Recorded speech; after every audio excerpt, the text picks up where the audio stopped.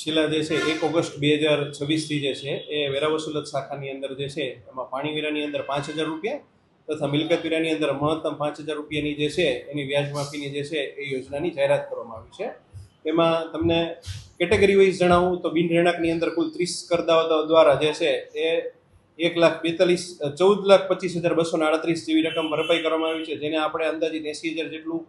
વ્યાજ માફીનો લાભ આપવામાં આવેલો છે. રહેણાંકની અંદર 187 કિસ્સાઓ પૈકી ટોટલ જે છે 23 લાખ જેવી વસૂલાત કરવામાં આવી છે, જેમાં કુલ 4,25,000 જેવી જે છે એ માતબર રકમની વ્યાજ માફી આપવામાં આવી છે. અને વાત કરીએ અનલિંક વોટર કનેક્શનની તો 4 કિસ્સાની અંદર જે છે એમાં કુલ 1,73,000 જેવી રકમ જે છે વસૂલવામાં આવી છે અને એમાં અંદાજિત 12,000 જેટલું જે છે એ વ્યાજ જે છે એને માફ કરવામાં આવેલું છે. એટલે આમ જો કુલ રકમ જોઈએ તો કુલ 39 લાખની સામે 5,16,000 જેવી માતબર રકમનું વ્યાજ માફી જે છે એ રાજકોટ મહાનગરપાલિકા દ્વારા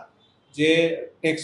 ભરપાઈ કરનાર વ્યક્તિઓને આપવામાં આવનાર છે. લોકોને એ જ અપીલ કરીએ કે હાલ જે છે એ નાના બાકીદારો ઘણી વખત જે છે કોવિડના સમયની દરમિયાન કોઈને ઘરમાં બીમારી કે આવા કોઈ પણ અનિવાર્ય સંજોગોને કારણે જે છે જે મિલકત વેરો જે છે વ્યક્તિગત લોકો જે છે ભરપાઈ થવામાં બાકી રહી ગયો હોય અને કોઈને 5 થી 7 વર્ષનો વેરો ચડત થયો હોય તથા વ્યાજ ચડત થયું હોય તો એ કિસ્સાની અંદર જે છે એ વ્યક્તિ સત્વરે પોતાનો વેરો ભરપાઈ કરે અને આ જે છે આનો લાભ લે. અને ઘણા કિસ્સાઓની અંદર મિલકત વેરો અને પાણી વેરો જે બંનેમાં એક જ મિલકતની અંદર આવતું હોય તો તેમાં મહત્તમ ₹10,000 સુધીનું જે છે એ વ્યાજ માફી